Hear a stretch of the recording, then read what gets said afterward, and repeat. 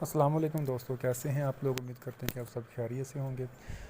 इस वीडियो में हम बात करेंगे कि सुहागरात कैसे मनानी है। एक इससे पहले मैंने पार्ट 1 बनाया था, वो मेल हज़रात के लिए था, लड़कों के लिए था। इसमें आपसे इस बात पे डिस्कस करेंगे कि जो लड़कियां होती हैं वो फ़र्स्ट नाइट अपनी मैरिज की या सुहाग कैसे सेलिब्रेट करें, कैसे उसको मैनेज करें या कि किस तरह उसको मनाएं। तो इसमें जो सबसे अहम बात होती है वो ये होती है कि अगर तो लड़की किरदार के हिसाब से ठीक है तो उसको बहुत सारे दूसरे मसाइल का सामना करना पड़ सकता है। दूसरे मसाइल क्या हो सकते हैं कि एक तो अगर तो लव मैरिज है तो एक दूसरे के मजाज का हल्का फुल्का पता होगा। आप किसी के साथ अगर लव करते हैं तो उसके साथ अगर आप 2 साल भी अटैचमेंट रहें तो आपको उसके पूरे मजाज का पता शादी के बाद ही चलता है, क्योंकि शादी के बाद आप 24 घंटे उसके साथ हैं, जबकि जो लवरशिप होती है वो चंद घंटों की होती है, 1-2 मुलाकात होती है दिन में। कुछ टाइम आप उसके साथ स्पेंड करते हैं, जबकि शादी के बाद आपको मुसलसल उसी के साथ उसी के रूम में रहना पड़ता है। फिर आपको अपने लवर की, जो आपका हस्बैंड बन चुका होता है, उसकी फिर आदत का पता चलता है, उसकी आदत क्या है, उसने खाना पीना सोना जागना, उसकी टाइमिंग क्या है, उसने काम पे कब जाना है, वापस कब आना है, जॉब पे कब जाना है। और सबसे जो बड़ी बात है कि ससुराल में आपने सर्वाइव कैसे करना है, कि आपने ससुराल वालों के साथ कैसे हैंडल करना है। ये सारी बातें सुहागरात की वाली रात या उससे पहले आपके माइंड में होनी चाहिए। तो लड़कियां जो कि पर्दा बकात का जिनको मसला नहीं होता, जो कि किरदार वाइज ठीक होती हैं, जिन्होंने पहले हम बिस्तरी फेल नहीं किया होता, उनके लिए ये वाली बात तो जहन से निकली हुई होती है कि उनको किसी किस्म का शक की निगाह से नहीं देखा जाएगा कि उसका जो शोहर होगा, जो उसका घर वाला होगा, वो उसको इस तौर पे जो जिनसी फेल वाला काम है उस पे तो उसका शक नहीं करेगा। बाकी सारी बात होती है अखलाक़ात की। अखलाक़ियात में ये होता है कि अगर तो लड़की साफ ज़ाहिर है कि सुहागरात है, अब लड़का कमरे में आ गया, लड़की और लड़का अकेले हैं, मियाँ बीवी अकेले हैं, तो आपको आके आपसे गपशप करेगा, बातें करेगा। अब जो तरीक़ाकार है लड़की ने रिस्पॉन्स कैसे करना है वो मैं आपको बता देता हूँ। कि कुछ लोग होते हैं शक्की मजाज के इस तरह के कि वो ये इस तजस्सुस में, इस जस्तजू में होते हैं, इस सस्पेंस में होते हैं कि वो लड़की को चेक करें कि ये पहले यूज़ है या नहीं है। आपको मैं गारंटी देता हूँ कि जो ज़्यादा शक करता है वो ज़्यादा मार खाता है। तो लड़की को अपना बिहेव बिल्कुल मासूमाना रखना चाहिए। मासूमाना से मुराद ये नहीं कि आप उसको रिस्पॉन्स ना करें। मासूमाना से मतलब ये है कि आप बिल्कुल नॉर्मल रहें, ना तो इतनी डरी डरी रहें और ना ही इतना ओवर एक्ट करें, ना ही इतना ज़्यादा एडवांस या फ्री माइंड का आप उसके साथ बिहेव करें। आप जितना भी शादी से पहले अंडरस्टैंड है, लेकिन ये जो जिनसी फेल होता है ये बहुत सेंसिटिव होता है। इसमें कोई भी ऐसी बात अगर आप ज़्यादा ओवर माइंड के साथ अपने शोहर के साथ करेंगी तो वो शक वाली लाइन पे लग जाएगा। इसलिए बिल्कुल नरम रहें, पुरसकून रहें। एक जिनसी अमल है जिससे जिस्मानी तस्कीन हासिल होती है, ज़हनी सुकून हासिल होता है, और ये कुदरती तौर पर है। इसमें इस अमल में निकाह शामिल है। निकाह में वैसे बरकत है और ये हलाल काम है। यही काम अगर आप अपने बॉयफ्रेंड से या निकाह शादी से पहले करेंगे तो ज़िना होता है, ज़िना का गुनाह होता है, जिस्मानी मसाइल होते हैं, जिस्मानी बीमारियां भी होती हैं। वो काम आप शादी से पहले, अगर शादीशुदा नहीं है तो उससे उस काम की तरफ, उस रास्ते की तरफ मत जाइए, बिल्कुल ना जाइए। बिल्कुल बदनामी, रसवाई, खौफ और डर वाला काम है शादी से पहले जिनसी अमल करना या हम बिस्तरी करना। ये सारे काम शादी के बाद आसानी से कर सकते हैं। अपने शोहर का साथ दें। जब वो आपसे बातें करें उसको सही तरह उससे आप नॉर्मल बिहेव के साथ बात करें।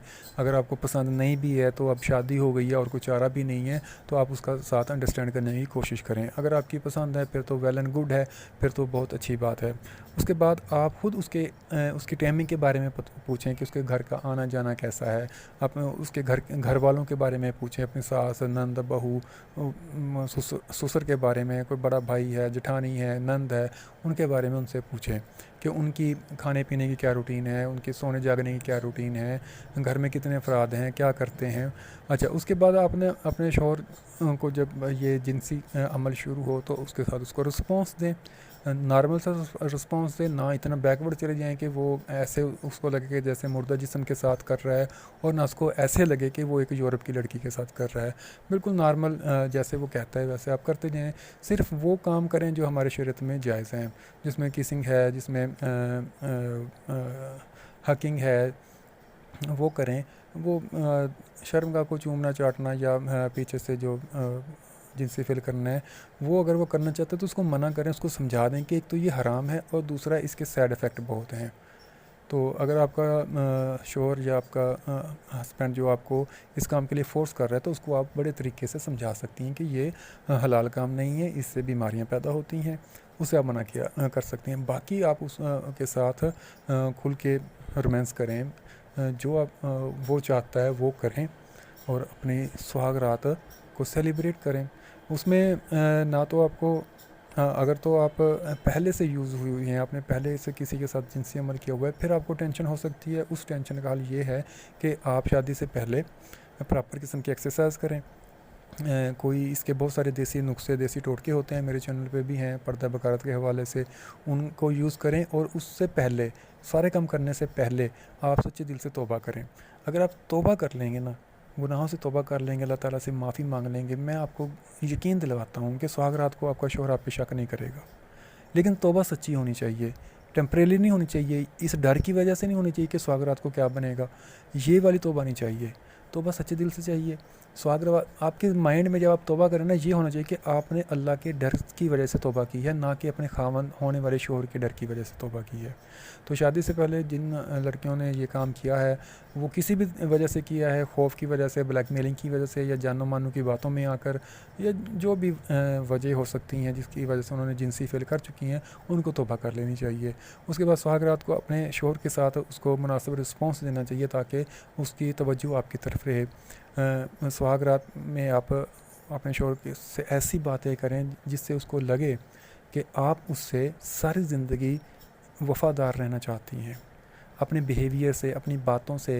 उसके बाद आप उसकी केयरिंग करें। उसकी शादी, सुहागरात तो एक रात है, गुजर जाएगी, उसके बाद सारी लाइफ है, सारी लाइफ आपने उसको केयर करना है। वो आपकी केयरिंग तब भी करेगा जब आप उसके लिए बहुत ज़्यादा केयरिंग होंगी।